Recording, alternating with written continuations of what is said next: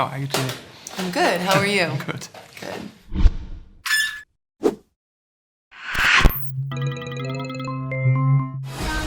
She's the very definition of high-tech terrorism. And now, she's working with your guy. What attracted you the most to join the Fast and the Furious franchise? Sorry about that.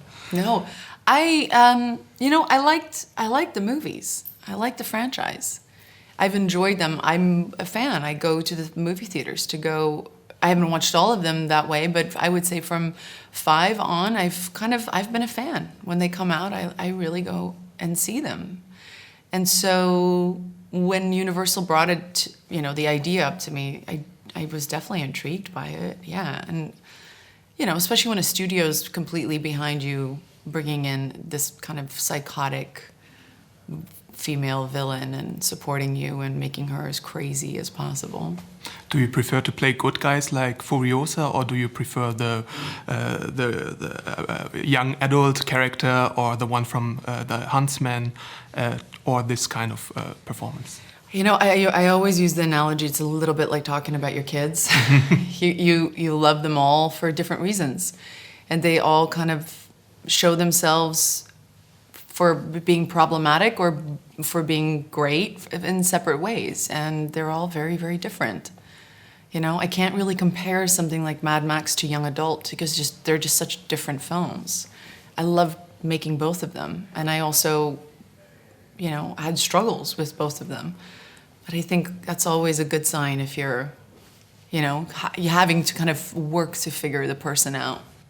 Cypher is a very elite class hacker, so to say, but we don't see her very much behind the wheels. We see her more behind keyboards or consoles. Yeah. Why is that, do you think? I don't know. I mean, I like the analogy of her on a plane circling her prey, almost, and kind of seeing everything from 30,000 feet in the sky. There was something like a hawk kind of circling its prey like that, and that was how she had become a ghost, and that's how they didn't know about her for all this time.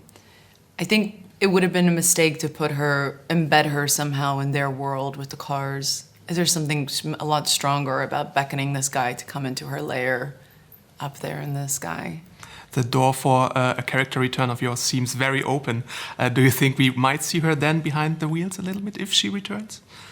I have no idea. I tend to just think of the job at hand, and I really kind of looked at this as an isolated experience, and I had a great time. I think there's a lot more to explore with her, but I will wait for the bosses to kind of tell me whether that's happening or not. Me and millions of fans are furious about Furiosa, so do you think there will ever be a spin-off? I really hope so, yeah. I mean, look, on any level, I would love to go back and explore her. She's one of my favorites, and I think it's great to see how much audiences love her. So yeah, I mean, of course, but it's not up to me to decide those things. Superheroes are all the rage these days, and you played one in Hancock. Do you think it's time to return to the superhero world of DC or Marvel? Would you be up for that? I'm always up for anything. I mean, I think my career has shown over the last, 20 years plus that I don't necessarily just play in one sandbox. I like different genres, and I like kind of exploring things that I have, storytelling in genres that I haven't been able to. It's a huge reason why I did Atomic Blonde. I love the challenge of doing things that I haven't done before and figuring out a way to kind of have that coincide with good storytelling. There's nothing I'm really closed to. I love the movie, and I'm looking forward to Atomic Blonde as well. Oh, cool. Good luck with that. Thank you. Thanks. Thank you so much. We about to go up like